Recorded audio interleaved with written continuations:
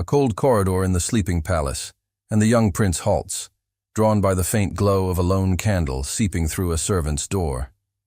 Inside, a maid kneels on the stone floor, trembling as she traces stolen words in a forbidden book, her eyes burning with a hunger for knowledge she was never meant to touch. Above her, rules sharpened by the queen and her merciless chamberlain hang like a blade, ready to cut her down for daring to rise beyond her station. Yet in this fragile moment of shadow and silence, the heir to the throne becomes her witness, and what follows will defy every law of power and surprise an entire kingdom. Before we begin this beautiful period romance story, tell me in the comments where you're listening from. I love knowing where you're joining me from. The palace lay in the hush of a late hour, long after the clatter of silverware and speeches had faded into the heavy drape of velvet night. The lanterns in the great hall had been dimmed to embers. The carpets muffled every step. Marble statues stared blankly into corridors that seemed to stretch without end. Only the steady breath of the building remained, a slow exhale of stone and silence. Adrian moved through it as one moves through a memory he could not quite shake. He had done his duty, taken his chair at the long table, raised his glass when expected, answered questions without saying anything. The faces had blurred into a gilt-edged tableau. He had offered the polite smile, the careful nod. It had cost him more effort than the longest ride. Now his coat brushed tapestries woven with scenes of victory. His collar felt tight. He released the top button as he walked, and the small rebellion cooled his neck. He could still taste the wine, sweet and flat. He did not choose the main corridor. He did not want to hear the echo of his own title thrown back at him by stone. He turned down a narrower passage, one that curved behind the grand stair and traced a line toward the service wing. He had gone this way only a handful of times, always in the shelter of daylight, always with an escort who tutted about it, as though a prince might catch some contagion from the laundry. Tonight he wanted shadow. He wanted the sounds of places uncurated by protocol, the sharp scent of lye and iron, the honest scrape of work. He wanted, without knowing how to ask for it, something true. A cool draught slipped along the base of the wall and tugged at his cuffs. Beyond, the passage forked. One branch led past storage rooms, the other snaked toward a stair that servants used to carry trays unseen into the great chambers. He paused. The stones here were old, patched and repatched, slightly uneven underfoot. Someone had dropped a pin, long ago. It glinted faintly near the baseboard like a tiny star. He would have gone on, except that a faint stripe of light crossed the floor ahead, thin as a blade. He stilled. The passage should have been dark. He tilted his head. The light came from a door not fully latched. It was one of the lower doors with a scuffed threshold and a plain handle, a door made to be noticed by no one. He took a step toward it. The light flickered. Candlelight. It breathed, and the stripe widened, then narrowed as if a small wind passed.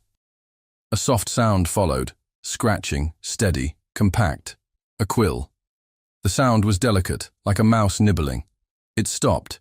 It began again. His heart lifted into his throat with an emotion he could not name. Curiosity, yes, and a thread of something near alarm. This was not where anyone had leave to study at such an hour. This was not an hour when any light should be showing at all. He glanced behind him, at the bend in the corridor. No one. He approached the door until the light framed the toe of his boot. He put 2 fingers to the wood and pressed the door a fraction wider. The slit of view was narrow. It was enough. She was on the floor, knees tucked under her like a child's, back straight and still as if held up by an invisible seam. A stub of candle stood in a dish beside her, leaned so hard to one side that wax had spread and cooled like spilled milk. The light ran across her cheekbones and left her eyes in shadow. He saw the ink stain on her 3rd finger. He saw the tightness of her mouth. A book lay open in front of her, tall and heavy enough that she had anchored one corner with her palm. Its spine showed the careful tooling of the palace bindery. He knew that binding. It belonged on a shelf he had walked past since boyhood. He felt heat at the base of his neck. She glanced at the candle, licked her lips, and went on copying. The scrap of paper trembled slightly where her hand hovered over it. He noticed that she whispered every so often, a word, a phrase, testing the shape of it under her breath. His first thought was wrath, not for her, for the whole brittle arrangement. Who had decided that a mind like that should be kept as small as a broom closet? He swallowed. He said nothing. He had seen her before, not the full face, the curve of her shoulder as she carried a bucket, the neatness with which she tied a bundle of rags. There was an economy in her movements that suggested a discipline he recognized. He had not known her name then. He did not know it still. He could have knocked. He could have turned and walked away. He could have called a guard and done the appropriate thing, which would have meant the end of whatever lesson the night was trying to teach him. His fingers moved on the door as if to close it. He could not make himself finish the gesture. She spoke, barely above the candle's breath. "Dawn," she said, as though the sound itself could make it appear faster. Then, quicker, almost scolding herself, "No, no, focus." He swallowed a laugh that startled him by rising at all. The sound stuck in his throat and turned into a breath. He realized he was smiling. He caught himself and let the expression fall away, as if anyone could see him. He tried to read the line on the page she had just copied. The letters were soft in the candlelight, but he recognized the curve of them.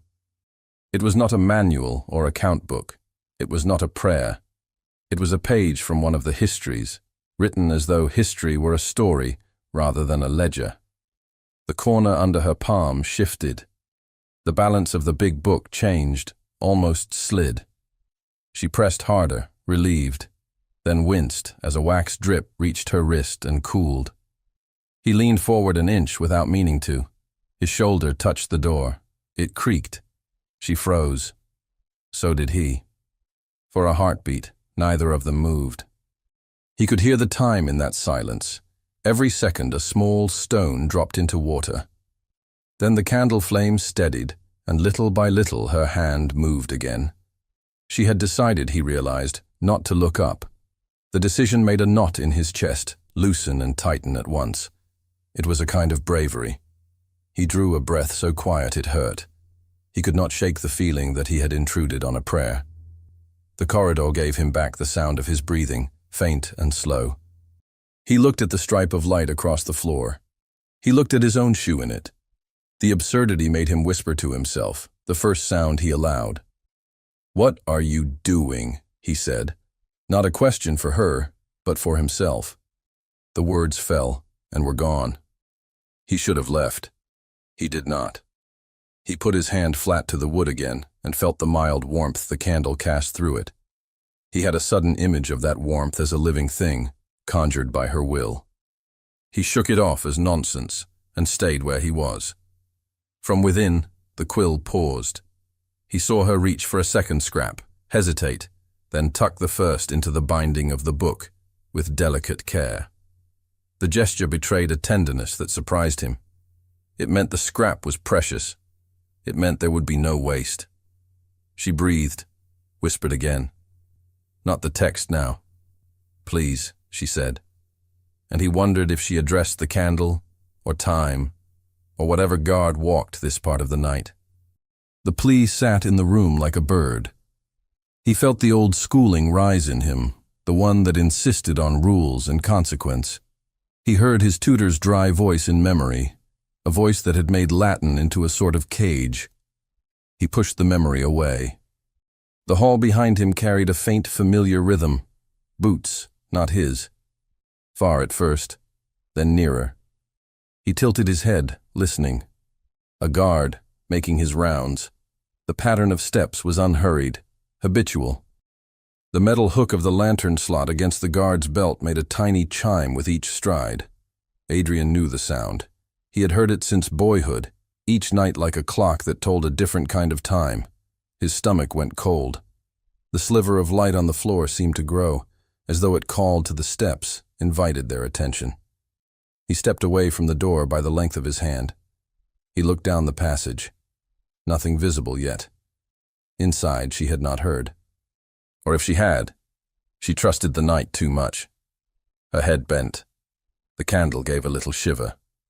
He set his shoulder blades against the wall and closed his eyes for the length of a breath. He could walk away, and if the guard discovered her, it would be over quickly. She would be gathered up and sent off, and the palace would be neat again. This was what would be expected of him, at least insofar as he played no part at all. The thought made him ill. He opened his eyes. The steps drew closer. A soft glow rounded the far corner, the guard's lantern swaying. He had a few seconds. He calculated without fully thinking. He could knock and warn her. He could push the door and put out the candle. He could stand in the doorway and block the light with his body. He could do nothing. Each choice carried a cost he could not yet name. Inside, the scratch of the quill quickened. He imagined the words forming under her hand, little black strokes arguing with the night. He watched her lips move, caught the faintest ghost of a sound. "Change," she whispered, and then, as if the word frightened her, "No. No." He nearly spoke. He nearly said, "Hide it." But the habit of a lifetime held his voice in his throat. He closed his mouth, jaw tight. The lantern orb grew bright enough to catch the edges of the stones. His pulse stuttered. He pressed a palm to the door again, just to feel the wood under his skin, to have something firm. If he opened the door, he would be seen in a place he had no reason to be. The guard would stop and bow, and the whole scene would become something else entirely, a tableau made of explanations and lies. He could not bear that, the way truth curdled in the presence of ceremony. From within, she startled at some inner thought and dropped the quill. It made a soft click against the dish. The sound was small, but to him it boomed. Her hand hovered, then darted, caught the tool, held it like a gull catching a scrap of bread. He felt himself exhale in a long, low thread. The steps, nearer. The faint chime at the guard's belt. He saw the shadow of the man's arm swing. He could smell the oil of the lantern, heavy and a little sweet. He whispered, without willing it. Not now. It was a prayer that had no shape. The light in the corridor made the stripe on the floor brighter. He looked down at it and realized his boot still cut the beam. He drew it back, and at once the stripe sharpened. He had made the light worse.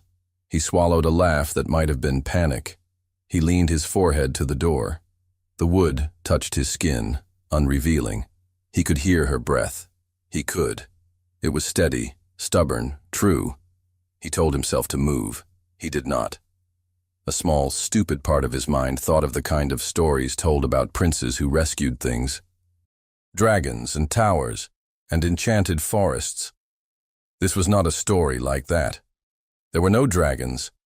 There was only a tired man with a lantern and a girl hunched over a book she was not supposed to touch, and a prince who had been taught that his hands were meant for signing, not saving.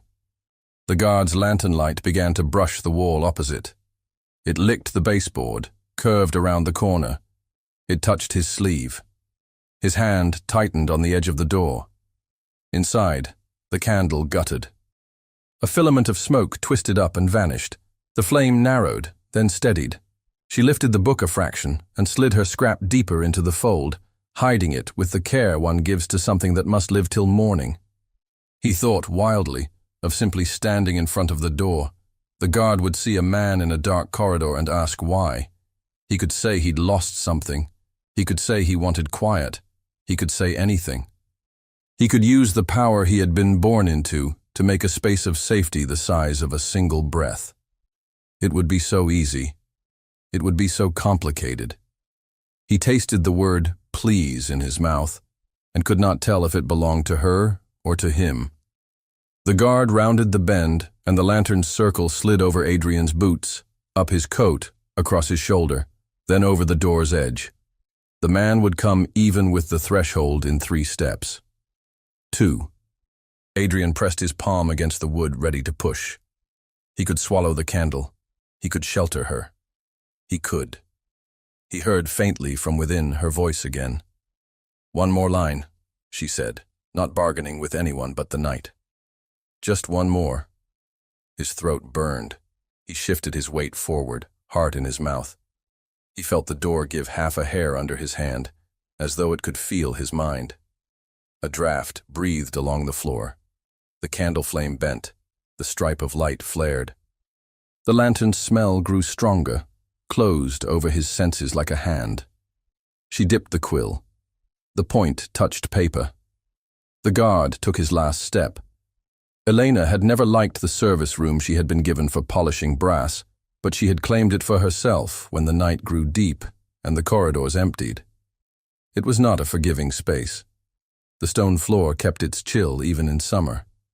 A bucket waited under the table like a pet no one would keep by choice. A scrap of cracked mirror leaned against a wall at a foolish angle, as though it hoped someone would adjust it. The smell of metal, oil, wax, and damp always lingered. But it had a door that closed, and a key that someone had lost years ago, and the bad habit of being overlooked. That was enough. She had watched the candle burn down over hours. The wax kept a slow calendar. Each drip was a date she would not see again. She did not think the word forbidden. She did not need to. The weight of the book on the floor told her everything. Her fingers ached. The ink on the page swam a little because her eyes had gone dry. She blinked. The words reformed. She leaned in and put her elbow on her knee and made her body into a frame around the small circle of light. Her whole life had narrowed to a flame, a page, a breath. She copied lines as though laying a trail. She had no assurance that anyone would let her walk it. The words caught on her tongue as she whispered them. They made a different kind of music than the songs others sang at work. They struck a chord she had always felt but never named. Every footstep in the corridor outside, when there were footsteps, tightened every wire in her body. She had learned to read silence like other people read faces. Tonight the silence had a tremor. She told herself it was only the night adjusting its shoulders. A breath of air made the flame lean. She cupped her hand around it and murmured to keep her own breath from making it worse. "Stay," she said, and the flame seemed to obey. She tilted the book slightly to ease its weight against her palm. The leather felt warm. The gold lines on the spine caught the light like veins. She should have been afraid of the binding, more than of any words inside it. But it was the words she loved, and the binding was only a threshold to cross. She thought, not for the first time, of the risk. She did not let the thought grow teeth. She pressed it down and used it as a floor to stand on. She could not do otherwise. Something in her had turned toward this a long time ago, and now to turn away would be to break at the center. From the corridor came a tiny sound, the kind doors make when someone touches them without meaning to. Her heart leaped into her throat and then pushed back down, a bird thudding against a cage. She held still and did not look up. She told herself it was the building settling. She did not believe it. She listened. The long second stretched. Then the scratching of her quill started again because her hand would not be told what to do by fear. She smiled at her own nerve without letting the smile show on her face. "Just a little," she breathed. "Please, just a little more." She did not address any saint or particular heaven. She addressed the stubbornness in her. She addressed the thread that ran through her days. She lit it like a fuse and let it burn quiet. Time thinned. The quill slipped in her cramped fingers. It fell. The sound was too loud in the small room. She snatched it and held it still, holding her breath as if breath itself could make sound. Then the corridor breathed too. She sensed it through the crack under the door. The air changed. She could smell oil, the kind guards used in lanterns. It carried a sweetness like old rags. Her body knew before her mind. The steps. The lantern. The round of light sliding along the wall outside. She could picture it as if her eyes could see through wood. For a moment she hated herself for not staying away tonight, for thinking she could take one more hour from the world without the world asking for it back. The feeling surged and vanished, replaced by something like calm. There was no remedy now but quiet. She pushed the scrap she had finished copying into the fold of the book until it was hidden. She smoothed the edge of the page with the side of her hand and let the weight of the book keep the secret. "Not yet," she whispered to the candle, and to time, and to fear, and maybe, in a way she could not admit, to whatever watched from the other side of the door. The flame bent toward her voice and steadied. The ink on the quill glowed, the tip pressed to paper. She drew the first letter of the line she had been chasing, the one she did not even need to understand in full to know it mattered. The steps came closer. She did not lift her head. She made her body small, not to disappear, but to stay within the circle where she was herself. In the corridor, a shadow fell across the floor. The stripe of light under the door thinned. Someone stood there. She felt it like a hand on her spine, gentle and cold. Her throat tightened. Her hand kept writing. She heard a breath that did not belong to her.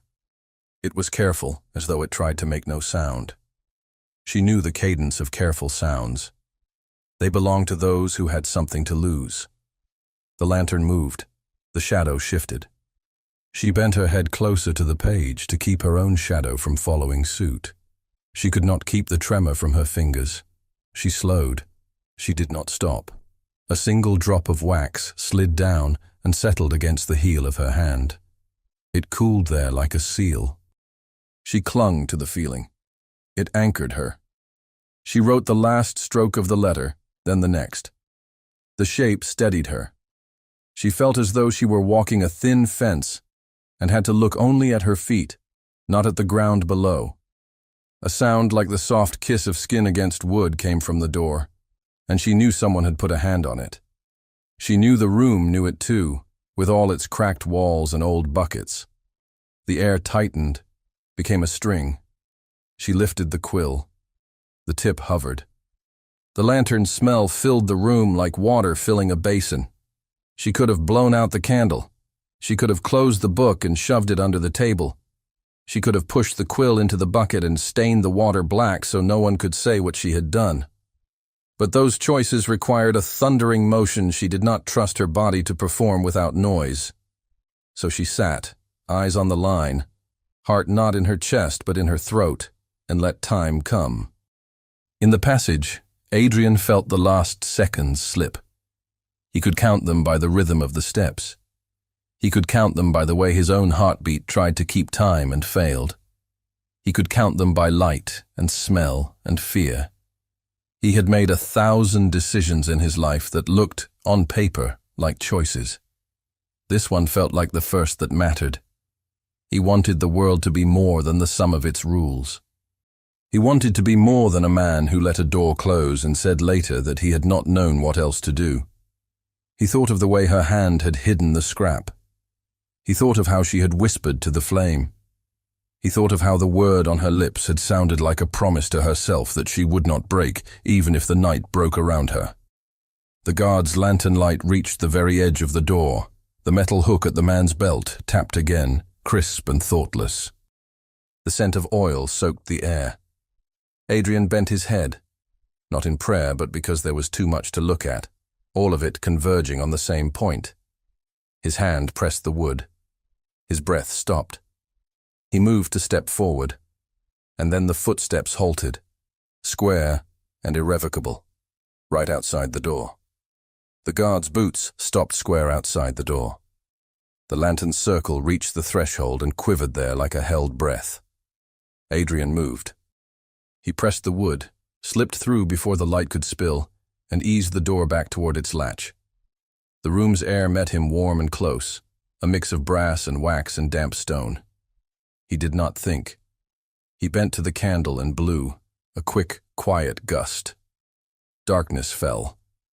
Smoke uncurled into his face, sweet and acrid. Behind him, a gasp cut off as if caught in a hand. He raised his hand in a gesture no one could see, a plea for silence. His shoulder brushed a hanging cloth. A small metal hook tapped against the wall, then steadied. He felt the room around him as shape, not sight. The table to his left, the bucket under it. The book on the floor, heavy and warm from the candle's side. The presence of her only a pace away, breaths too fast and too shallow. The latch sighed against the jamb. Not closed. His fingers found it and drew it home, slow, measured, the sound no louder than a moth. Outside, the lantern's glow widened along the crack and faded as the guard shifted. A weight leaned toward the wood, stopped. Adrian could hear the man's breath through the gap under the door, thin and indifferent. He imagined the guard's hand on the handle. He pictured the ring of keys, the notch of brass against palm.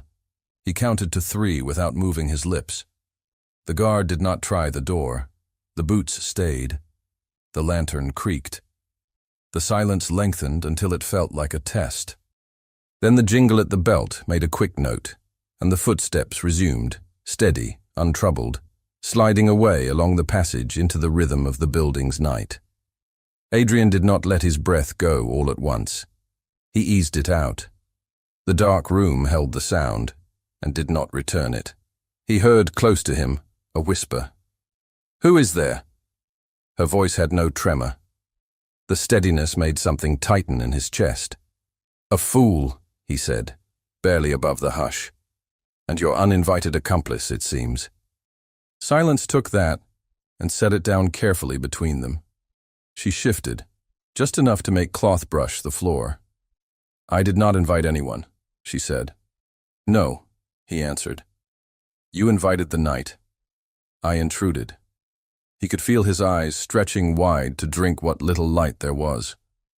After a few beats, the room began to draw itself, a dim smear of glow along the baseboard where the corridor bled under the door. The faintest paler patch where the wall met the table. The deeper shadow that was her shape, poised and ready to fly. The book lay at her feet, a darker block, its cover a slab of thought. "What are you doing?" he asked. He had meant to find authority in the question. It came out as curiosity confessing itself. She did not answer at once. A soft scrape as she moved the book closer to her skirts, as a mother moves a child behind her when hooves sound on the road. "Learning," she said. He let the word stand. It filled the room like a brave thing. "Do you understand the danger?" he asked. "Yes." Her answer came without arrogance, as a fact. "Do you?" He almost laughed, quiet and surprised. "Better than I wish." She shifted again. His eyes caught the glint of something pale, the line of her cheek in what was left of the candle's memory. He stepped closer, felt the stone through the sole of his shoe, rougher here than in the polished halls. "Hide the book," he said. "If anyone comes back, I cannot explain it away." She waited a single heartbeat more, as if to decide whether to trust the voice in the dark, the one that had blown out her light and saved her. Then she slid the volume under the table, along the bucket's side, into a slot of shadow where stone and wood made a pocket. Her fingers were careful. The scrape made a muted sound. It soothed him. "Thank you," she whispered. The words seemed to cost her something. He took in a breath and felt his ribs press his coat. "You should never thank me for what I should have done without thinking. That is not how the world works," she said softly. He could not argue in the dark. He found the candle and touched the wick to check if it could be coaxed back alive later. It smudged ash on his fingertip. He wiped it on his cuff without thought. He would answer for that mark in the morning, from a valet who would note such things. For now, the stain felt like proof he had been where he should not be, and done what he could not help. "Your name," he said, then stopped himself. Names made things real. "You know enough," she said, sensing the slip. "It is better if you do not know more." The truth of that stung. Perhaps. Yet here we are. She breathed out, a minute surrender. "I never meant to draw anyone into this." "You did not," he said. "I walked in of my own will." Another silence, gentler now. His eyes caught the outline of her hand where it rested on her skirt, fingers splayed as if testing the weft. He had the sudden, ridiculous thought that he could tell what kind of cloth it was by the sound of her touch. He pulled his gaze away from what he could not truly see. "You should return to your bed," he said. "Wait an hour before you light anything again. The rounds will change. He will come back. And you?" "I will do what I should have done all evening," he said. "Leave rooms I do not belong in before they shape me into something hollow." "You belong in all rooms," she said, the words quick and too honest. He felt the heat of them even in the dark. Then, hastily, she added, "By right, I mean, by your place." "My place," he echoed, as if the phrase could be rolled on the tongue and taste less of iron. "Good night." He reached for the door. His hand found the handle. He paused. "If I were you," he said, "I would choose smaller books, easier to hide." "I will study only buttons and brooms," she said so dryly that he almost smiled. "That would be a loss," he replied. The truth of it startled him by how simple it was. He opened the door a finger's width. The corridor's light etched his boot, the edge of his sleeve. He waited for any sound of return. Nothing yet. He slipped out, pulled the door to a crack again, and stood with his back to it, letting the hall's cooler air wash his face. The lantern's scent had thinned. The guard moved away at a measured distance. The building, as far as it ever did, exhaled. He walked, not too fast, not the glide of a guilty man. He put his hands behind his back, linked at the wrists, a posture that said thought rather than flight. He passed the bend. He did not look back. In the room, Elena did not move for the first long seconds. Stillness steadied her. She could feel the place where his presence had altered the air, as though he had left a footprint, not only on the floor but in the time itself. She cupped a hand around the cold wick, not to light it, but to say quietly and to herself that she was not alone in wanting more than what had been allotted to her. She drew the book out from the shadow and pressed its cover to her chest for a breath, before tucking it into the bucket and throwing a cloth over the mouth. Anyone looking would see only rags. She reached up and slid the cracked mirror flat against the wall to cover a corner of the table's gap, a habit born of small tricks. Then she sat again on her heels, letting the quiet knit itself. Only when the corridor's pattern changed, when the next round of steps, softer, slower, without lantern, passed at a distance, did she risk a tiny flame, sparked from a sliver of coal kept for this vow. The candle bloomed to life, a bud of light after dark, and she had to look away for a second because tears came uninvited and too bright. She wiped them. She leaned in. She finished the line she had started, not because it was safe now, but because leaving it unfinished would have felt like a broken bone. Then she packed the scraps, smoothed them under the hem of her skirt, blew out the candle with a gentler breath than before, and sat with her hands open on her knees until her pulse remembered itself. By dawn's first grey at the windows of the service halls, she had carried the book back to its shelf. Not the grand shelf in the library. She did not trespass there. There was a smaller cupboard, a halfway place where books traveled from one wing to another. She knew its hinge did not catch unless the door was pushed firmly. She knew which volume had been missing long enough that its absence would not call a name. She slid the big spine between its neighbors and closed the door until the latch kissed the frame. The morning chimes in the palace woke the day with polite insistence. Elena set her hands to work. Brass had to shine. Stone had to be scrubbed at the edges where feet dragged. Her body knew the pattern, and her mind floated above it, repeating the lines she had stolen, letting their rhythm braid with the rhythm of the brush. The head housekeeper walked the corridor like a standard bearer for order. She was a quiet woman, whose quiet frightened others more than any shout could. She stopped where Elena knelt and set the ledger she carried against her hip. "You have not been sleeping," the housekeeper said, without preamble. Elena looked up briefly and down again. "I am well." "That is not what I said." The housekeeper's gaze traveled over Elena's face, attentive to details that others missed. "There is talk," she added, "and the day is not kind to talk." Elena's throat tightened.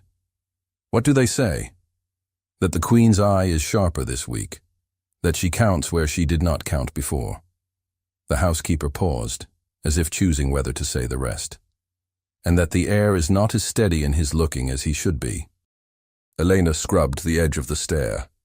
The brush made a small rasp. "I do not look at him," she said. "That is wise. It is not enough." The housekeeper was not unkind. She placed the ledger on the rail and folded her hands atop it. "You will keep to the service passages. You will not be seen unless bidden. You will be invisible. That is the only safety certain people have." Eleanor nodded. "Yes. In your invisibility," the housekeeper said, voice softer, "keep your dignity." "There is a difference between hiding and bowing. Do you understand me?" Elena looked up properly. "Yes." "Good. Then do your work. Do not go where eyes gather, and when the bells ring tonight for dinner, keep your head down and your hands tight." The housekeeper picked up her ledger and moved on, the ledger's edge tapping a rhythm against her palm. Elena dipped her brush in the bucket. The water had gone grey. Outside, somewhere beyond the stone, carriages rolled and doors opened, and footmen snapped their gloves. Life in the palace obeyed a schedule whose lines were etched deeper than any scratch in the floor. In the rooms of state, Adrian stood before a window and watched the morning drape itself over the gardens he could not flee to without company. The Queen sat behind him, at a table piled with schedules and cards, names of ladies and houses and obligations written in a neat hand that had mapped his life more thoroughly than any general ever did a battlefield. "You will make your choice," she said, not harsh, but with the weight of cold water. "This season, not the next. The country requires it. The families require it." He kept his hands behind his back. He had learned that if he did not, they would show his mind too quickly. "The families," he said, a small echo of a large phrase. His mother set a card down. "You have had time. You were indulged. The mood of the court changes. People grow nervous when heirs begin to look distracted." He turned enough to glance at her. She had not aged where anyone would notice, but he had watched her gather lines the way a seamstress gathers pleats, skillfully, with purpose. "I was at table last night," he said. "I smiled at the appropriate times." "You did," she agreed. "And then you disappeared into corridors that do not belong to you." He felt his shoulders square of their own accord. "All of this belongs to me." "That is not the same thing," she said, and he winced because it was true. She studied him for a long beat. "Your father would have walked the grand hall after such a dinner. He would have let himself be seen. He would have allowed the guests to make note of him in the right places, not the wrong ones." "I'm not my father," he said. The statement was neither boast nor apology. "I am aware," she said, a softness in the words that he could not quite pass. She stacked 2 cards. "You are clever.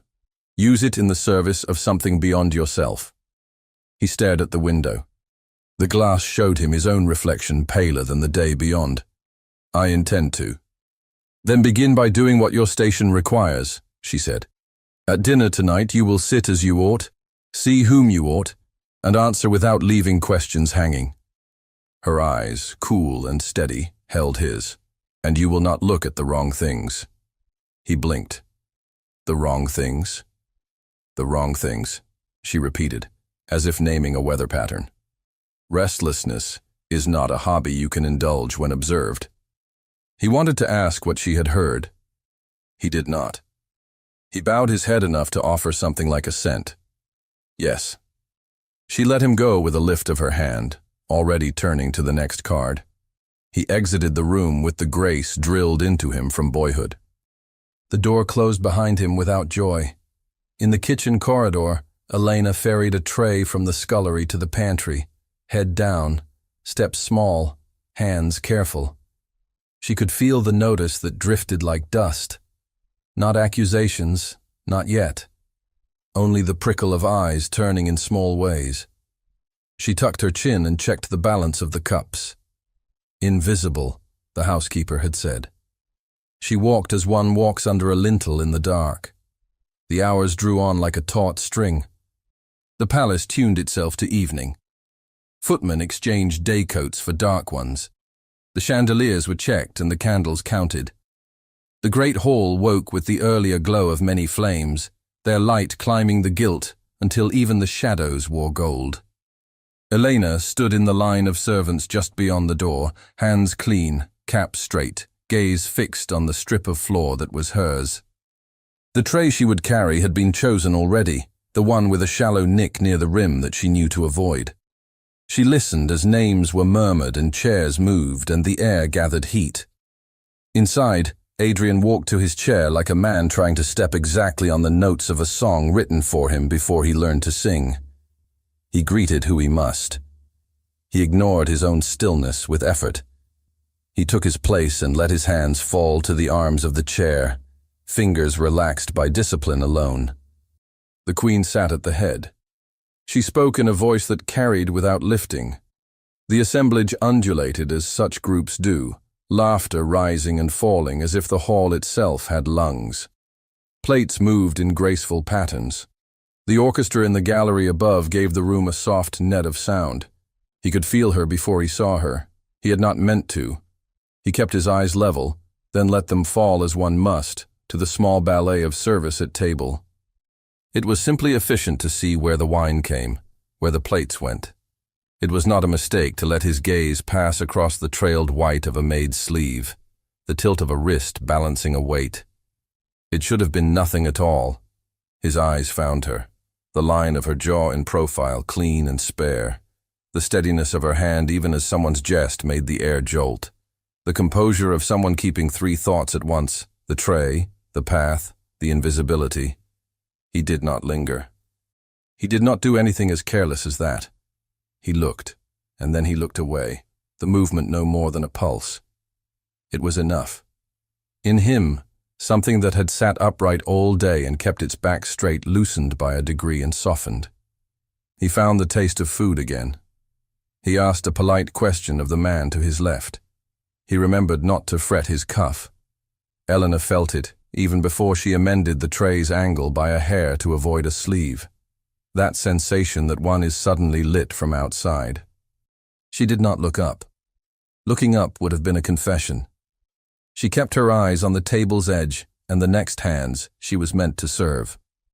She counted 3 steps forward, 2 to the side, and knew exactly how the tray would clear a carved arm and a ring that would snag. Her breath warmed her collarbone and stayed there. A joke at the far end of the table bloomed and faded. A fork chimed. A glass touched down with a practiced sound.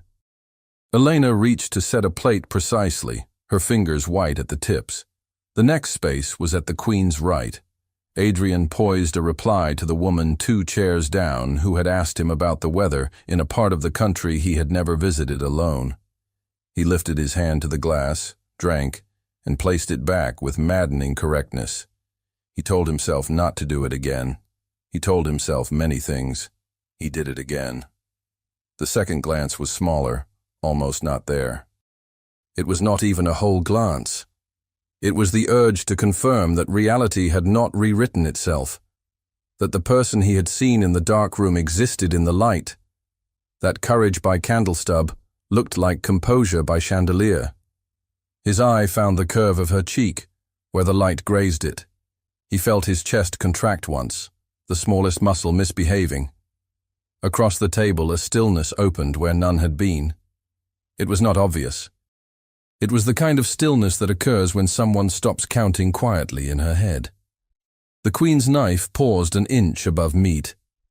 Her gaze, which had touched many faces with even warmth and even chill, slid not to the lady who spoke to her, not to the man who had asked about land, but to the right, to where her son's eyes had gone and returned. Like a tide he believed no one could read. The hall did not change. The music did not falter. The servants continued their practiced dance. But a line pulled taut between 2 points, and a single bead of attention began to move along it. Elena set the plate near the queen's hand, felt the fine tremor that ran through porcelain when it met wood, and stopped itself. She could feel a gaze at her face now, heavier than all the others. Not the gaze of a man learning his courage. The gaze of a woman who had learned long ago to see what others would deny they had seen. Adrian's fingers pressed to the arm of his chair. He let them loosen. He followed the thread of conversation he had been handed like a rope across a river. He kept his mouth at the shape of a pleasant line. His body knew the discipline of stillness, even as his mind ran. The Queen did not look away. The space of a breath became 2, then 3. Somewhere, a violin found a higher note, and the Queen lifted her eyes from her plate to the servant with the steady hands, and then lifted them to her son, and saw exactly where his eyes had gone. The laughter in the hall thinned to threads, then to threads of threads. Plates scraped softly. Chairs sighed. The orchestra lifted one last polished phrase and let it fall like a curtain. Adrian felt the weight of the Queen's gaze on the side of his face for exactly the time it would take to count to 3. He did not look. He smiled at a last remark.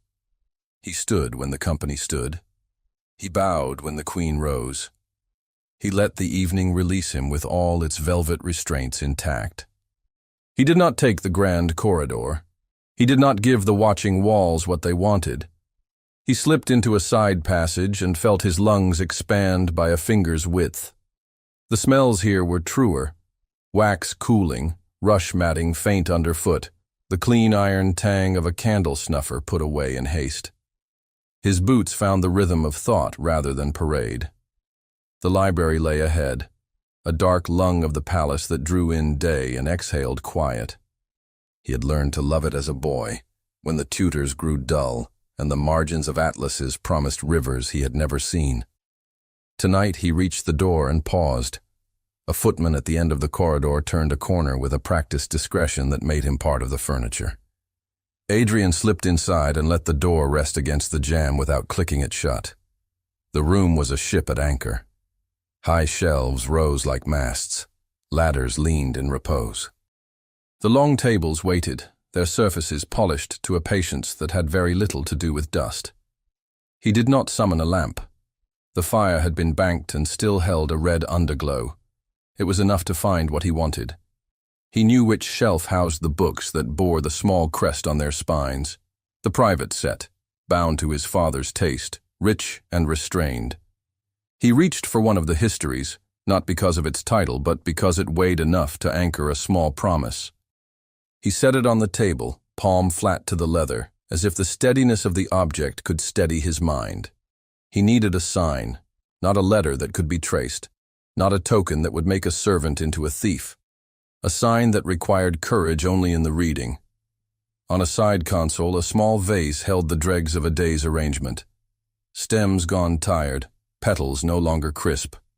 One violet, pressed to its final purple, had clung stubbornly to its shape. He took it between finger and thumb with care fit for something alive. He slipped it between the pages, midway down, where the book would naturally fall. He closed the cover gently and felt the delicate resistance.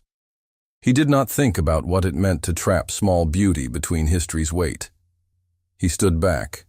He looked at the book as if it could answer him. He wanted to believe she would understand. He wanted to believe himself brave enough to leave the room without peering into the next moment to see if it had worked. The door whispered. He turned his head. Not the grand door that guests used, but the smaller one at the rear, where servants came to dust the lower shelves and to collect the lamps. It moved with the hush of a breath taken and held. He could not be found here by the wrong person with the wrong question in his mouth. He moved around the table, cast one quick glance to ensure the volume lay not brazenly but invitingly, then stepped into the deep shadow between 2 cases. The old wood and the scent of glue swallowed him. He stood there, heart too quick, willing the room to be on his side. Elena had not meant to come. The housekeeper's warning lay like a hand on her shoulder all afternoon. Invisible, the woman had said. Keep your dignity in your invisibility. Elena had obeyed with her eyes and her feet. But the air of the corridor by the library door had a coolness she felt in her bones. The door was not fully closed. Someone had left a lamp within to die slowly, and its breath called like the last light from the stub of a candle. She stood at the threshold, head bent as though the grain of the floorboards interested her, ears open to every sound. The room's hush greeted rather than warned. She slipped in and kept to the edges, feet quiet, cap a pale coin in the dim. She should have gone to the lamp and pinched it out. She should have left the table alone. She should have moved a cloth over a surface and made the place tidy as proof of purpose. But the book on the table looked like a thought set down and left for whoever would think it. It lay with its spine angled toward the door, a polite throat cleared in the presence of someone timid. She came near and stopped an arm's length away, as if the thing might startle and flee. The leather, warm from hands or fire, reflected the last glow from the grate. Her fingers hovered, withdrew, hovered again. She looked toward the rear door. She heard nothing. She reached and slid the cover open with a care that betrayed a deep habit of stealth. The violet lay where the book had been taught to fall open. It had not been there when the binder sewed the signatures. It had been placed with intent. It made a small shadow on the page, a soft dark where the petal curved. Elena drew in a breath that did not sound like hers. It was not a flower in a book. It was an answer to a question she had not dared to ask aloud. The answer did not tell her to go or to stay. It did not promise anything. It said, "I saw what you risk." It said, "I choose to risk too." Her throat tightened. She touched the edge of the petal with the back of her nail, afraid to mar it, afraid to be believed presumptuous, even by a dead violet. She looked at the words the bloom half covered. The line spoke of a king who had found wisdom not in a council, but in listening at a door no one wanted him to open. She felt ridiculous for thinking the coincidence was a message and endured the feeling until it passed. She closed the book enough to commit the weight to memory, then opened it again to be certain it would find the same place without effort. It did. She glanced to the side again. The door breathed. The lamps hummed themselves out. The fire lay low.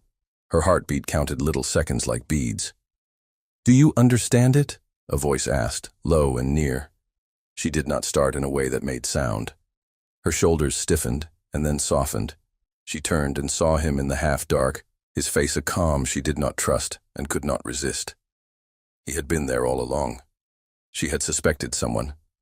She had not let herself name him. "I understand enough," she said. He stepped out of the alley between cases. The fire put a small light under his eyes. He stood at the far end of the table as if it kept an honest space between them. He inclined his head toward the book. "It is not a test," he said. "It is a gift I do not know how to give without breaking things." Her gaze flicked to the violet and back. "Gifts turn into debts in rooms like this," she said. "I cannot carry one without owing it back twice, and I have nothing to pay with." "You have the courage to hold a line in the dark," he said quietly. "I am the one in debt." He should not have said it. They both felt the wrongness and the rightness meet and press against each other like palms through glass. Elena looked down, then up, a brief admission of being touched. She let her mouth curve by a fraction, and then took it back. He watched that almost smile as one watches a sparrow land on a windowsill, afraid a movement would send it away. "You should not be here," she said, "to fix the world back to its gravity." "I am often in rooms where I should not be," he answered, a truth too lean to be proud. "If anyone asks, I was never here at all. And if someone does not ask, but looks," she said.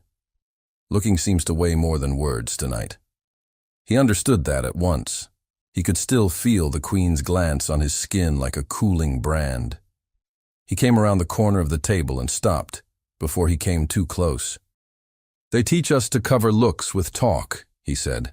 "I am tired of talk that makes things smaller." The fire sighed. A coal cracked softly.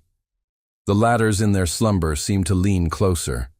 She looked from the book to him and back. "Why leave it?" she asked. "Because the door between us is heavy," he said. "I cannot lift it.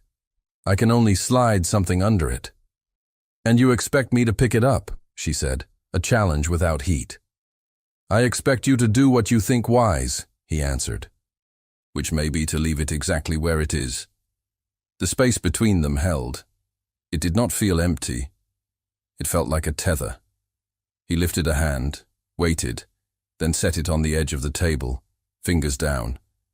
She imitated the gesture at the opposite corner. 2 hands near the same polished wood, the same grain, separated by a distance that could be crossed in one step and could not be crossed at all. "I do not know what I am allowed to want," he said, eyes on the book, not on her. "But I know I cannot unsee what I saw. I cannot unknow that you are braver than the rules make room for." She stood quieter than the shelves. "I do not want what breaks other people," she said. "Not their names, not their place. I want air.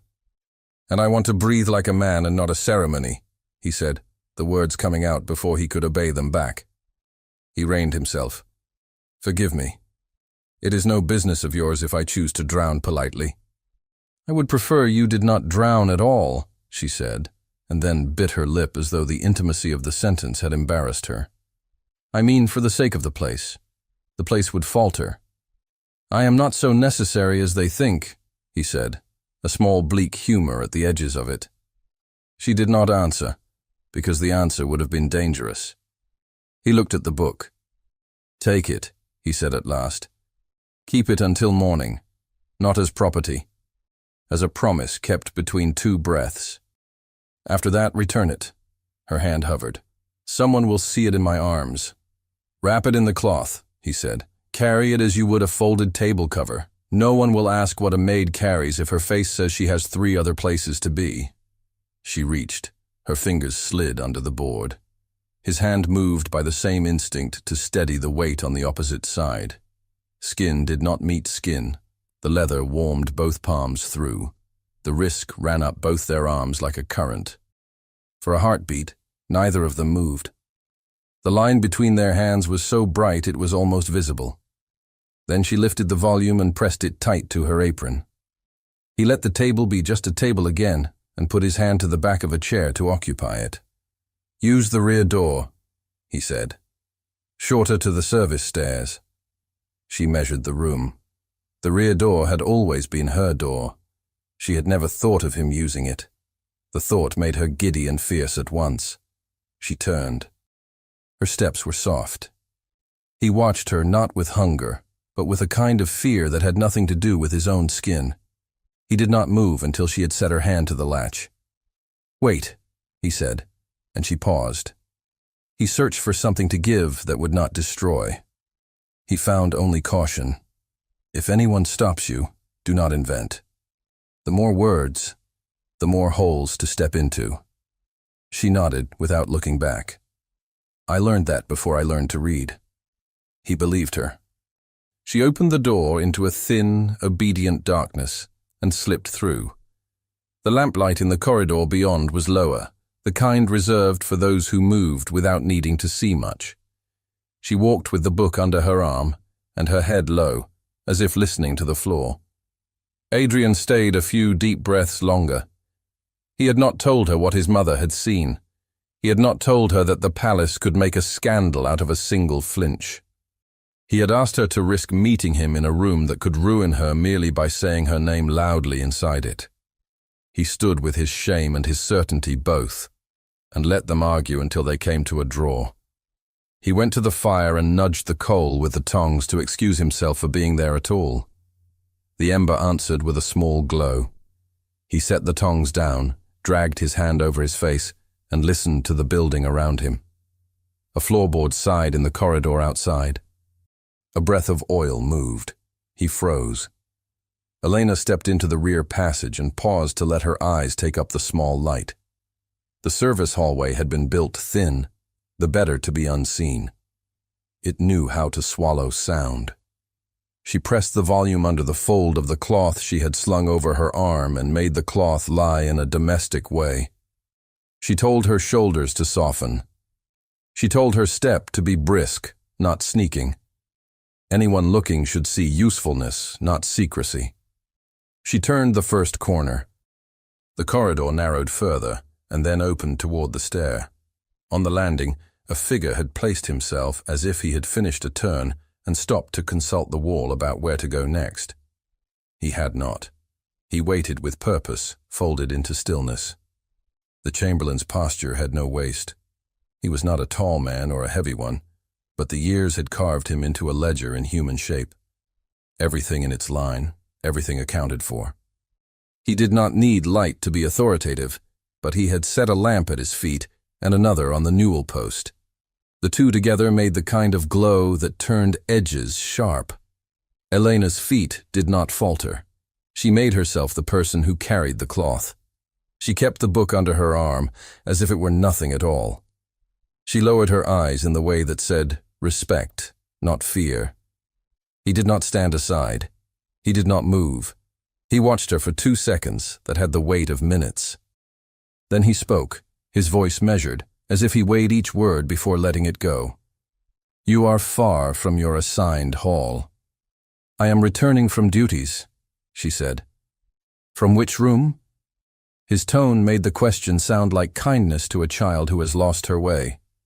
From the library, she said, choosing not to add more. He inclined his head, as if agreeing that certain rooms existed and others did not. His gaze slid to the fold of cloth at her arm, the way a hawk's attention tracks the grass where a field mouse may be. What have you there? A cover, she said, for dust. Indeed, he murmured. He stepped closer by an inch and stopped. Would you show me? She did not flinch. She did not cling to the cloth as if to a shield. She placed the cloth on the top of the stair rail and lifted the fold with her left hand, keeping the right steady on the spine tucked along her ribs.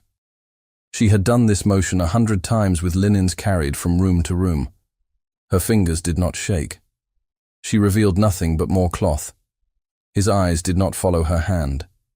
They followed the shape under her arm. His mouth made no change. He did not ask for the thing she hid.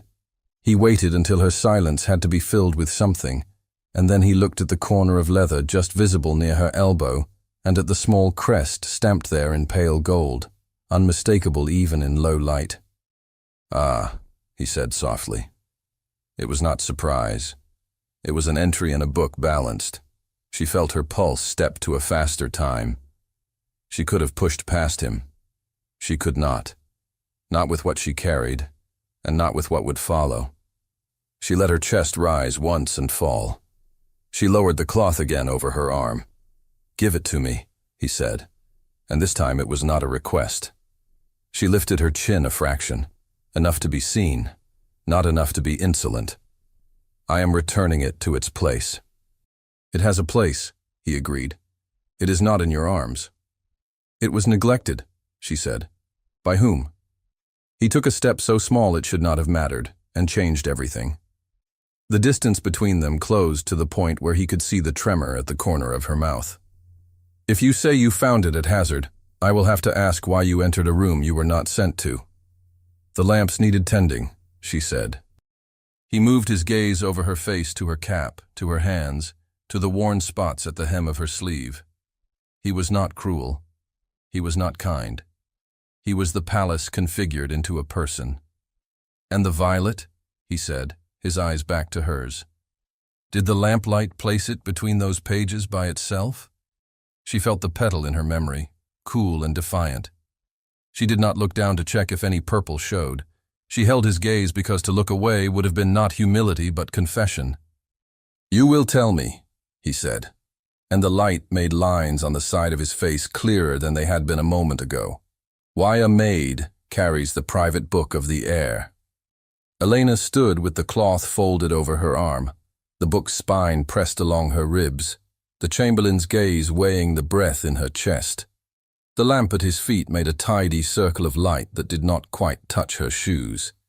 She felt sweat at her hairline despite the cool. She had never feared a shout. It was the soft voice that broke knees. Why a maid carries the private book of the heir, he said again, not moving, as if the question were a scale and her answer would drop one side irrevocably.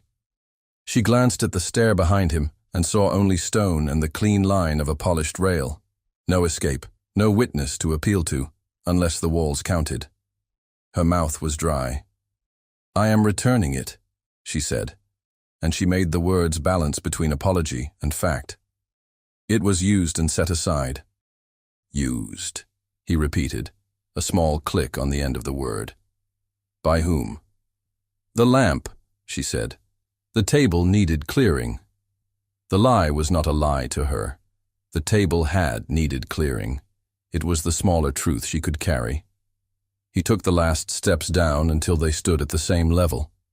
His face remained even, almost mild, and that steadiness made her fingers go colder. "You understand," he said, "that this is not a trifle. There are lines in this house that, if smudged, do not erase cleanly." Her heart struck once, hard, and then steadied by force of will. "I meant no smudge," she said.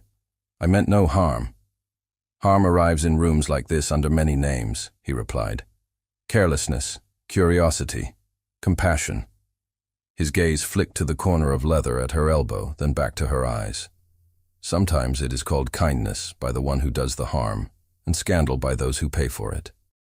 She held the cloth in her left hand and felt the texture through to her palm, as if the weave could anchor her. "What would you have me do?" "Give me the book," he said. "Walk with me to the head of the household staff. Then we will go to the Queen." The breath that left her then had a sound in it, not quite a sob, not quite laughter. She realized with a strange calm that she had always known the knight would ask for payment. It was the hour of the asking that surprised her. "I will go where I am told," she said, "but I will not say what is not true."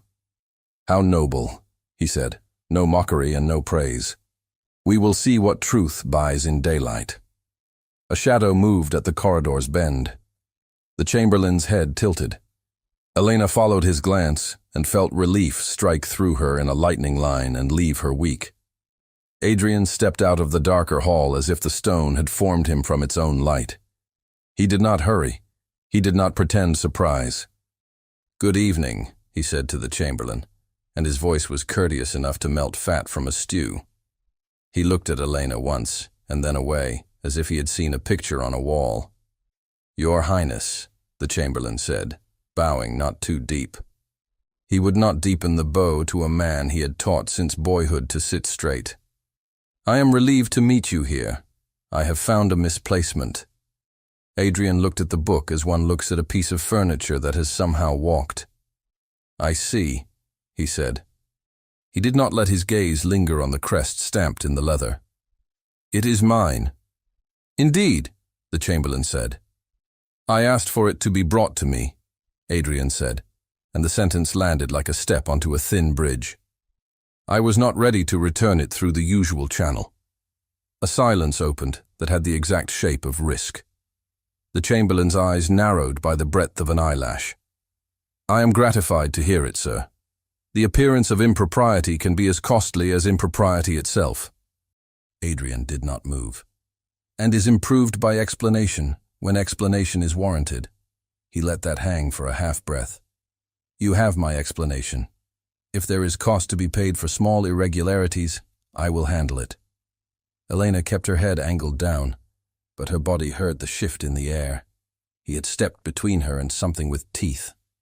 The humility in the posture he used, hands open, jaw eased, did not fool the logic of power. He was giving the chamberlain one way to back down without losing shape. The chamberlain took the measure of all three of them in a long, careful glance. He looked at the book. He looked at the cloth. He looked at Elena's face as if it were a problem in a school set. Not impossible, but designed to show whether you had done your work. Then he returned his attention to Adrian. "Your Highness will forgive the zeal of a servant charged with protecting the thresholds," he said.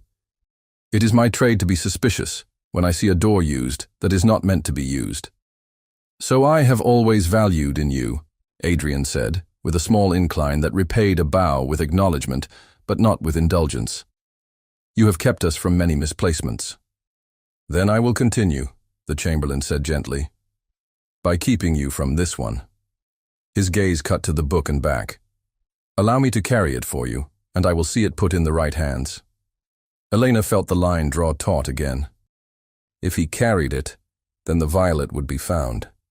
If the violet was found, the question would not be whether a maid had touched a book, but why a flower lay in its belly. She did not breathe. Adrian's jaw flexed once. "No," he said without music. "I will keep what is mine." He reached and laid his hand over the cloth without touching her, and in that gesture took the burden without a scene. She let the weight slide to his palm. The shift was quick and small and entirely visible in the circle of 2 lamps. The chamberlain's mouth made the smallest shape. "As you wish, sir." A guard, invisible until now in the deeper end of the passage, shifted his feet, the leather whispering. He pretended not to have seen. The sound was a bell rung under a blanket. Rumor had its seed. Adrian looked at the chamberlain without heat. "This ends here," he said softly. "Let it end with your good sense." "It ends where the Queen says it ends," the chamberlain replied as softly. "But I will say this. It need not begin with a noise." He inclined his head to Elena, not as man to woman, not as master to servant, but as one function nods to another. "Return to your hall." She went because her legs carried her. She could feel eyes on the back of her neck. She could feel the moment fixing itself into memory that would later be told without mercy. At the turn of the corridor, she risked one glance over her shoulder. Adrian stood with the book under his arm and a face as expressionless as marble carved to mourn. He did not move until her cap disappeared. When the corridor swallowed her, he shifted his grip on the book as if its weight had changed. The chamberlain watched that small adjustment with interest he did not bother to conceal. "A prince's charity," the chamberlain said, voice light, "is a balm and a blade." "A blade cuts what needs cutting," Adrian said. "You have always taught me to use the right tools." "Then allow me to counsel you once more," the chamberlain answered, eyes like new pins. "If you mean to hold a line, do it in rooms suited to it. The wrong floorboards remember too much." "The right ones remember too little," Adrian said. "I will take that under advisement," the chamberlain murmured. He stepped aside, and in the movement was a threat deferred, not forgotten. "Good night, sir." "Good night," Adrian said, and did not let relief show as he walked away with the book pressed tight, the petals inside flattening into whatever truth pressed between words becomes. Elena reached the scullery and only then let her hands shake. The room was unkind and familiar. Bowls on hooks, the iron range cooling with a tick, the smell of water gone stale. The housekeeper's ledger lay on the shelf, a square authority that had protected her many times by making her necessary. She pulled open the small drawer where she kept her needle and the single folded scrap of paper that was her bravery by daylight. The letters on it blurred and mended as tears threatened and retreated. She did not sit. She could not. If she sat, she might not stand again. She considered the path to the gate. She considered the bundle she could make in 2 minutes and the shoes she could wear that would not blister. She considered the sound her absence would make, a small pop, like a hot pan kissed by water, and how quickly the building would smooth over the wound. She considered the cost her staying would exact from someone who had not asked to pay. A light footstep in the doorway made her turn with too much speed. It was not the housekeeper. It was not the chamberlain. It was Adrian with the book under his arm, and his face flushed in a way that did not suit his training. "You should not be here," she said, and the well-worn phrase tasted like a different thing in her mouth now. "I have been told that 3 times tonight," he said. He set the book on the table between a stack of clean pewter plates and a bowl of apples waiting to be wiped. The placement was absurd and felt right. He leaned both hands on the table and looked at her as one looks at an open window one has not yet climbed through. "You took it," she said, a foolishness when she had watched him take it. "I would have taken anything that looked like a story asking to be broken," he answered quietly. "This one is worse than most because it looks like nothing at all until it ruins a person." Her chin lifted. It will ruin me. It will try, he said.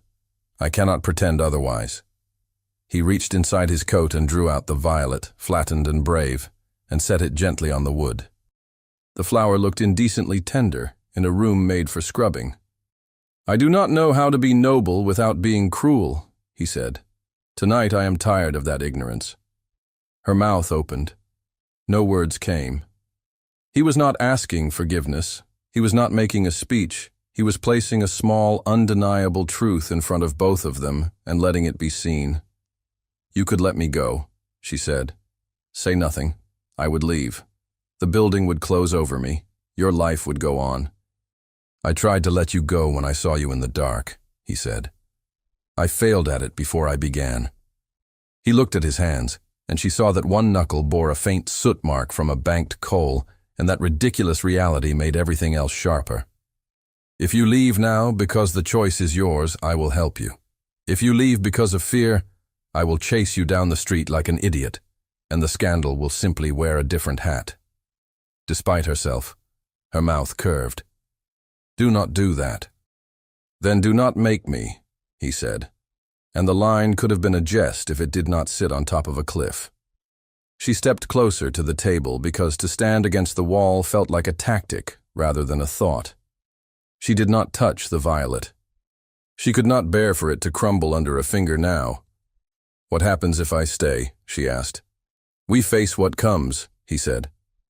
I say this plainly. I cannot put you above everything. I cannot say I will tear down what made me for you. I cannot promise safety to you and sleep at night, because that safety is a lie. But I can promise that I will not pretend I do not see you. I can promise to stand where I should stand when the question is asked. The question, she repeated, hearing the chamberlain in the word. There will be more than one. Yes, he said, and the first will come too soon. Silence claimed a small square between them.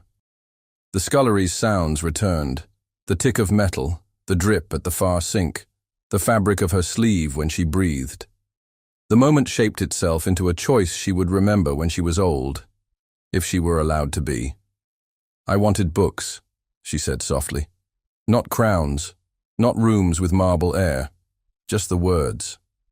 I know, he said, and I wanted a life without lying by omission each minute. He nodded toward the violet. That is the sum of it. She looked down because to look at him felt like stepping into a moving river. I will not let you use me to feel honest for a week, she said. I will not be your remedy for restlessness. If I stay, it will be because I choose the cost with my eyes open. Then open them, he said, not as command, but as hope. He did not move around the table. He did not reach. Look at the cost. She lifted her head. She saw him as a man and as a set of obligations in a suit. She saw the scullery and her own hands and the violet and the book and the shape of the building that contained them. She saw the chamberlain's face as it would be when he spoke to the queen. She saw the head housekeeper's ledger and the little mercies written in it for those who could not pay for them. She saw the narrowness of the bridge they stood on. I will not run, she said. The words surprised her by how calm they were. Not tonight. His shoulders dropped a fraction, a relief that looked like fatigue. Thank you, he said. He let the breath that came with those words loosen his face into something almost unguarded. Then we should not be here when the next round of feet comes. He gathered the violet into the book and closed the cover, careful, reverent, like a man handling a relic of his own childhood. He lifted the volume again and held it as if he were cold and it were warmth. Where? She asked, but she already knew. The garden door lay 2 turns away, a narrow panel that opened onto a walled strip of green used by no one at this hour.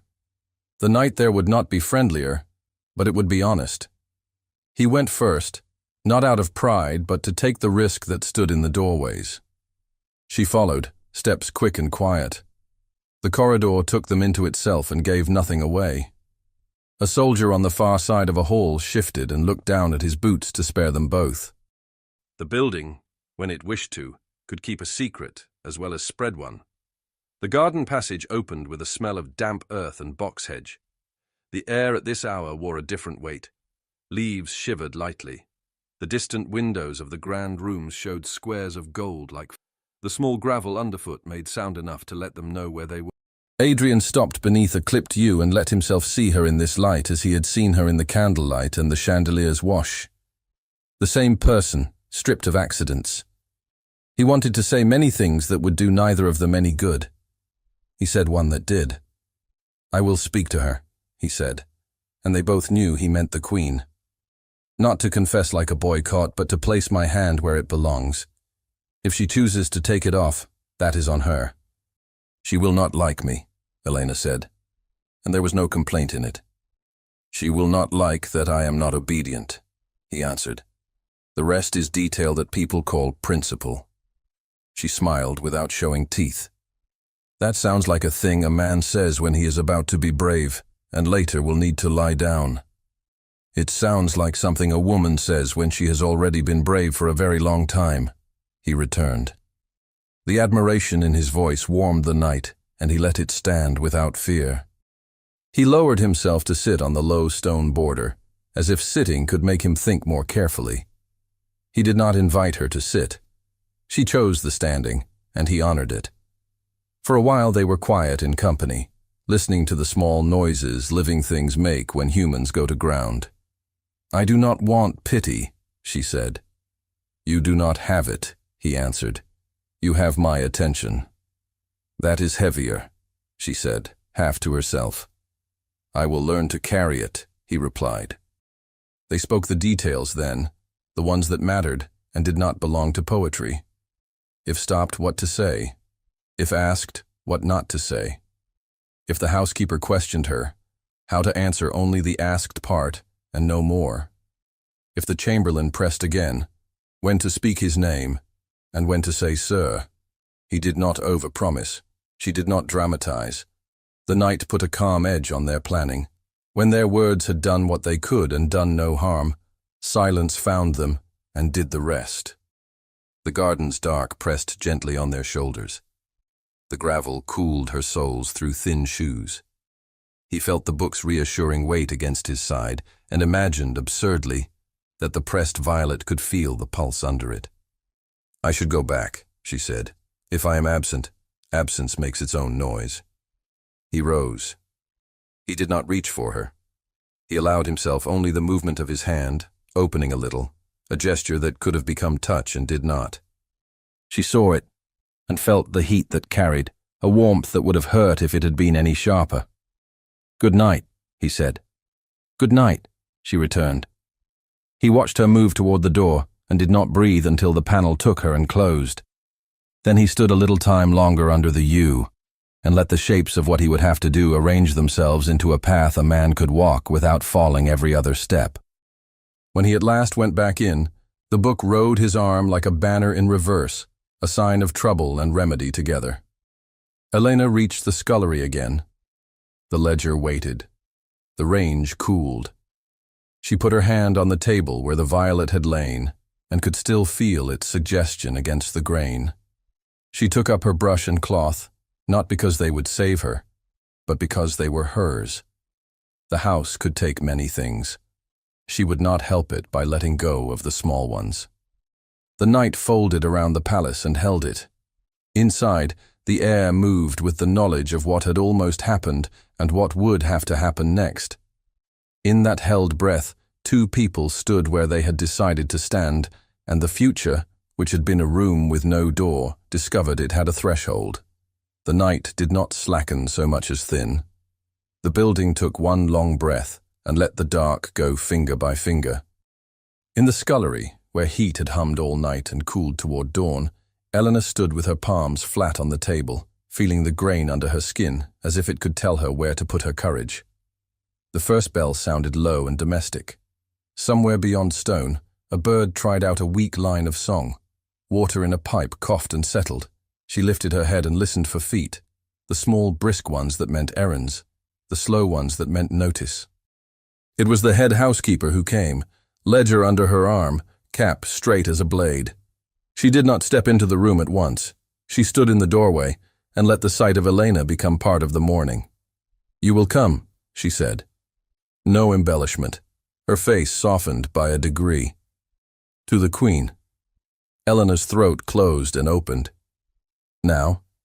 Now, the housekeeper said. She set the ledger on the table and put a hand briefly on its cover, as if to bless or to warn. Stand upright. Walk with sense. Am I dismissed? Elena asked, and was ashamed of the tremor in the last word. That is not written yet, the housekeeper said. Do not write it for them. Elena nodded. She wiped her hands and smoothed her apron. She had no ornament to arrange, no ring to turn, no ribbon to touch for luck. She took one breath for each step to the door. The housekeeper moved aside and fell in half a pace behind, a presence without commentary. The corridors were not yet crowded. Lamps burned down to their later selves. The marble had lost its night glitter and kept only a practical sheen. As they neared the wing of rooms where the Queen held her morning audience, the air changed. Less kitchen heat, more polish and expectation. A guard opened a door without looking at Elena's face. Another closed it behind them. She entered a hall that would never be hers. It was smaller than the staterooms and larger than any she cleaned. Chairs stood in deliberate arrangements. People stood too, quieter than furniture and more dangerous. The chamberlain was there, exact in posture and expression, and with him a thin line of courtiers who watched without seeming to. The Queen sat not on a throne but in a chair that made a throne of anyone who used it. Elena saw only one detail at first. The book. It lay on a table within reach of the Queen's hand. The crest on its spine looked more certain by daylight. The violet did not show.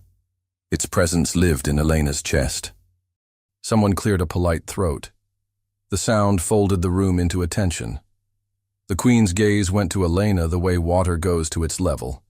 Not slow, not fast, inevitable. Elena stepped forward because stepping back made the ground tilt. She stopped when the housekeeper's fingers, barely there, brushed her elbow to say enough. "You have been spoken of," the Queen said. Her voice was precise, not raised. It made the room stiller rather than louder.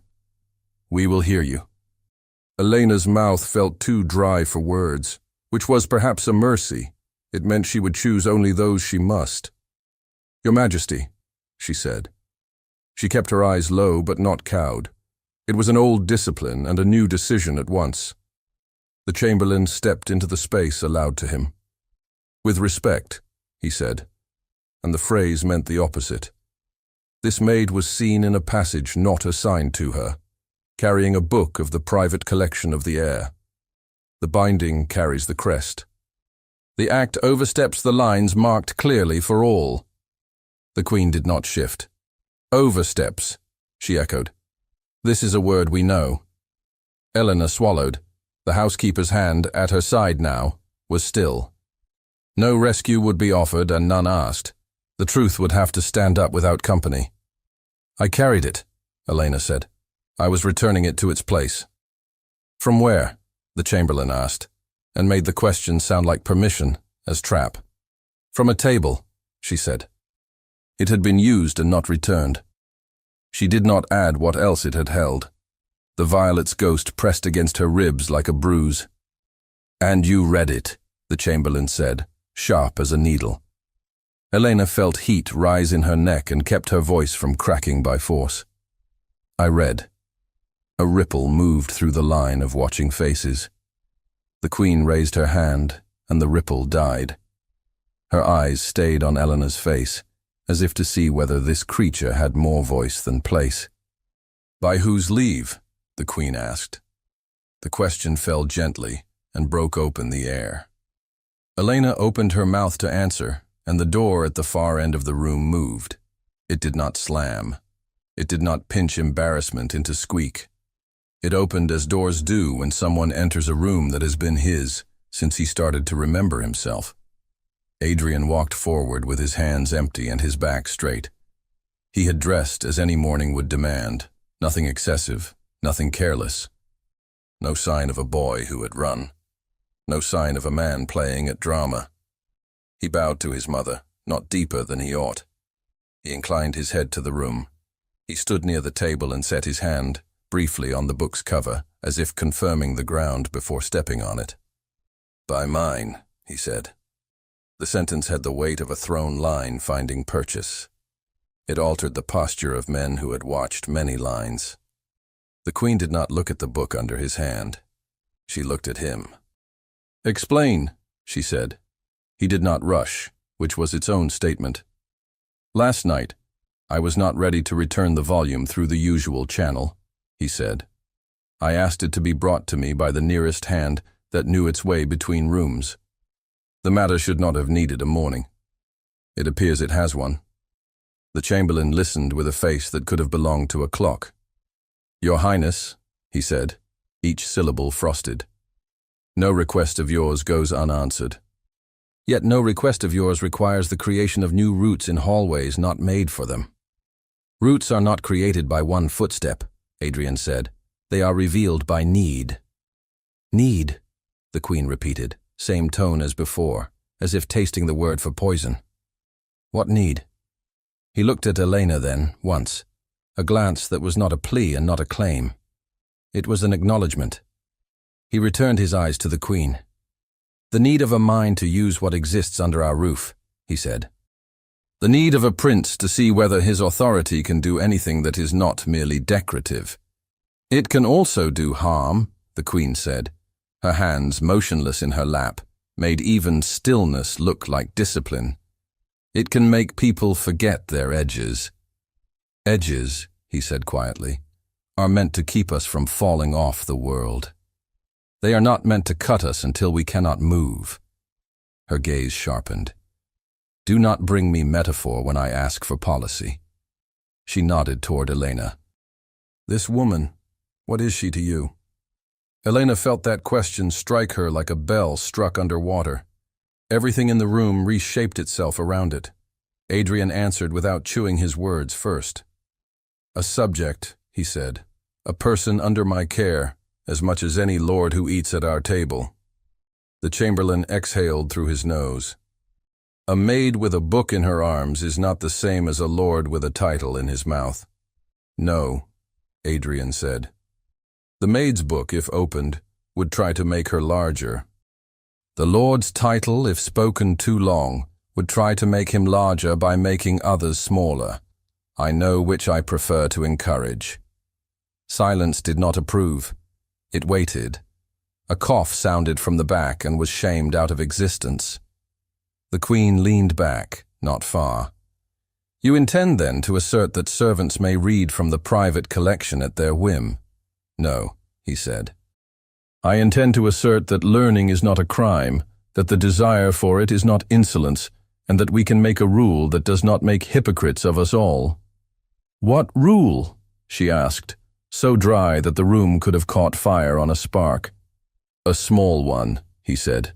"A designated hour in the afternoon when, under supervision of the household, books not intimate to state are made available in the library to any staff who ask, provided their duties are kept. Names entered in a ledger for accountability. No treating of private letters, no removing of volumes. A quiet in which certain minds may grow without stealing from others." The Chamberlain's mouth moved as if to argue, and then tied itself into care. He could not fault the tidiness of the proposal. He could fault the precedent. "If one maid reads," he said, "another will want to. If one wants, 10 will come. The building will fill with thought where there should be silence." "And what then?" Adrian asked, simple. "What terrible, then, do you picture?" The Queen kept her gaze on her son, as if measuring the change in him. "And all this arises," she said, making no secret of the bridge she crossed in her mind, "from your having seen this woman with a book she did not own." "It arises," he said, "from my having seen her courage in the dark, and from my shame that I did not know at once what to do with what I saw." Elena stood as still as the table with the book on it. She felt the housekeeper behind her, a steadying point of reference, felt she would fall if she leaned either way. She could not speak here. She would speak and ruin everything. Her silence was the muscle she must hold steady. Murmurs moved and were caught in the web of protocol. The queen let them struggle and then die. She turned to Elena with the same calm she had used at the beginning. "You have read," she said. "Do you intend, given leave, to read until your work is undone and the corners go dusty?" Elena found her mouth. She made it form truth within manners. "No," she said. "I intend to work and to read. I have 2 hands." A sound like a smile, small as a pin, passed through the line at the back. The queen's mouth did not change. Her eyes did, by a degree that a son would notice. "Chamberlain," she said, and the man stepped forward. "You have made your case." He bowed slightly. "I have presented what I saw." "What you saw," she corrected gently, "was a threat to order. What I see is an opportunity to define order more precisely." She turned to Adrian. "You will keep your ledger. You will keep your hour. You will keep your supervision. You will ensure that this generosity does not become a fashion for mischief." "Yes," he said, and the word cost him something and gave him more. "And you," she said to Elena, "will not think yourself special because your back has been seen. You will do your duties. You will read at the hour given. You will remember that the line between rising and rashness is not only yours to walk. Others bear its weight with you." Elena's knees felt made of a material she did not know the name for. She bent them enough to show obedience without abasement. "I will remember," she said, and it sounded like a promise to the child she had been. The chamberlain inclined his head, a gesture that meant, in this grammar, "I defer because the decision offers me a tool I can use later." He gathered the book with 2 fingers, as if it might bite, and made to return it to the table. Adrian reached and laid his hand on the cover an instant before. The 2 hands met on leather. They did not touch. The line between them was clear and human. "I will place it," Adrian said, and neither man nor room contested. The queen looked at her son as if to say that she had been young once, and that youth ended, but its bones remained. "As for you," she said, a tilt of her chin toward him, "learn the difference between looking and declaring. If you intend to move a wall, you will stand in front of it where all can see, not slip around it and bruise your shoulder." "I have begun," he said, and his eyes, for the first time since he had entered the room, let warmth through their discipline. It required this room. "Then leave this one," she said, and lifted a hand to close the matter. "Let the building know the shape of the new rule by noon." Elena did not see herself out. She was led, and yet the act felt like her own feet moving, not a tug. The housekeeper met her at the door and fell into step, ledger hugging her side with new significance. Neither spoke. Words now would squander what had been paid for. Adrian did not wait for the corridor to be empty. He turned to the nearest guard with a statement that sounded like an order and a benediction at once. "Have the library opened at the afternoon hour," he said. "Bring a table. Bring a ledger. Bring a quiet." "Yes, sir," the guard said, and though he had said yes to more dangerous things in his time, this one made his voice change. The library took them in as if it had been waiting. Morning filled the high windows. The ladders stood more alert. Ash in the grate wore a clean gray. Adrian set the book on the center table, not to hide, not to hoard. He opened it, let the violet lie where it had been pressed, and did not slip it out. He let it be seen. He put the ledger beside it. He took a pen and wrote the first line, the line no one else could write. By permission of the heir, under supervision of the household. The hour, the rule, the purpose. He signed it not with flourishes, but with a practical hand. Elena stood at the threshold, the housekeeper at her shoulder, other servants at a distance pretending to dust, to arrange, to tie cords. The pretense was respectful. The watching was real. She stepped forward when he stepped back. She did not look to him for invitation. She had already been summoned to worse. Now she had been summoned to better. She placed her fingers on the ledger's edge and read the line he had written, as one reads a thing to make sure it is there and not a dream. "Will you write your name?" he said, low enough that only the air near the table could hear. "My name," she said, and the words felt like a cloth she unfolded for the first time in public. She reached for the pen. The housekeeper put a hand briefly on her wrist to steady, then let go. Elena wrote, small and neat, letters that had cost her nights to make honest. She added the word staff, because the book would ask her to stand where she was.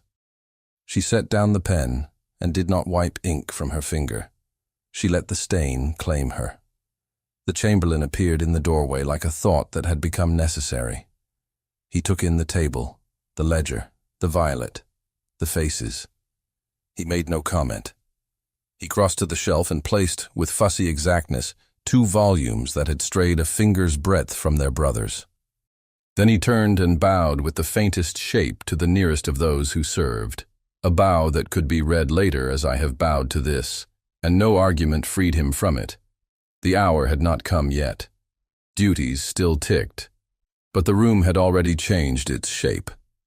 Servants passed and pretended not to slow. A footman's expression flexed near a smile and disciplined itself back. The housekeeper tapped her ledger against her palm once, and then stood still to let the sight fix. Adrian moved from the center to the side, from actor to witness. He watched Elena's eyes move over the page. He saw the small life of her shoulders easing from a tightness he had not known he held in himself until it left her. He put his palm flat on the table, far from hers, as if to steady the room. "You have given me a place to stand," she said, not looking up. Not because she feared to, but because the page deserved attention when it opened its door. "You built it," he said. "I only removed a lock." She turned her head then, just enough for their eyes to say what their mouths could not make policy of. Gratitude without debt, admiration without trespass, hope without boast. The line between them did not blur, it sang. "Does this make me safe?" she asked, and the honesty of the question made him love her more than any invention could have. "No," he said. "It makes us seen." He did not flinch from the cost in that. "But I will stand in front of the wall, as she told me to, and if I am pushed, it will be with my eyes open." "And mine," she said. The afternoon came like any other, except it did not. Word clothed itself in errands and arrived at mouths that had not asked but said yes. A girl from the laundry stood in the doorway and tried to fold herself into invisibility, then slid along the shelf and pretended to dust a book while actually reading the title of the one beneath. A scullion boy wiped a table 10 times slower than necessary, and no one hurried him. The housekeeper wrote names without making a ceremony of it. The chamberlain appeared and disappeared like a weather vane that refused to be dramatic and could not stop recording wind. When the hour told proper, Elena took the first book, not because it was the one she most wanted, it was not, but because it was the one closest to her hand. She did not sit. She stood at the table and read aloud under her breath. A line moved through her and cleaned something that had gone dull. Adrian did not stand beside her. He stood across the room and spoke with the guard about the placement of a chair, as if that mattered more than anything in the world. And in that moment, because he made small things large and large things decent, it did. The Queen did not attend. She did not need to. The building made report to her in ways men did not understand. She sat in a quiet room and allowed herself the luxury of 2 thoughts at once: that her son had defied her, and that he had proved himself. She held both without letting either excuse or condemn the other. This was the price of the chair that made a throne of anyone who used it. When the hour closed, the books returned to their places as if they had never been used. The ledger shut with a sound like a satisfied sigh. The servants left the room in 1s and 2s, their faces arranged in customary neutrality that could not hide a lightness at the corners. Elena remained. She set her hand on the violet's petal and felt the fragile strength there. She looked at Adrian, and he came toward her because some distances must be crossed gently. "This is not a secret now," he said. "That is more frightening and more beautiful." "It is both," she said, "and because it is both, it is true." He glanced at the doorway, where no one stood, and once more put his hand on the table near hers, not touching, close enough for warmth to bridge the space. "I will be asked," he said. "I will answer. I do not know the end of that." She looked at their hands, and then at his face. "I do not need to know the end," she said. "I need to know the step." "This one," he said, and let the breath he had held since the hall go. "And the next if we are lucky." She nodded. The book lay open between them, words legible to anyone who could read. A violet pressed at the spine like a timid heart shown and not crushed. Sun fell through the high windows and made the polished wood into water. The air in the room did what it had always done, held breath, held light, held quiet, and for the first time it also held their belonging. They stood not as prince and maid beside contraband, but as two people who had found within rules a way to be human. The world outside would make of it what it wished. Inside this room, the rule was simple and hard. Be brave and be kind. He looked at her, and she looked at him, and the future, which had been a wall, turned into a door with a handle visible to both. He reached for the violet. He did not take it out. He touched the page beside it, and his finger stopped an inch from hers, and the warmth between them made promise enough. Then he lifted the book and set it squarely, proudly, in the center of the table where any eye could see, and left it there, in the light. Thank you so much for listening to this story, all the way to the end. We hope it moved you as much as it moved us while telling it. We'd love to hear your thoughts. Leave us a comment telling us where you're listening from and what you liked the most. Rate this story from 0 to 10. What score would you give it? If you enjoyed this story, don't forget to subscribe to the channel and leave a like as a show of support. That really motivates us to keep creating and sharing more stories full of emotion and life lessons. And before we go, we want to remind you that an exciting and heartwarming story recommendation will appear on the final screen. If you'd like to enjoy it, just click on the video. Thank you once again for being here, and we'll see you in the next story.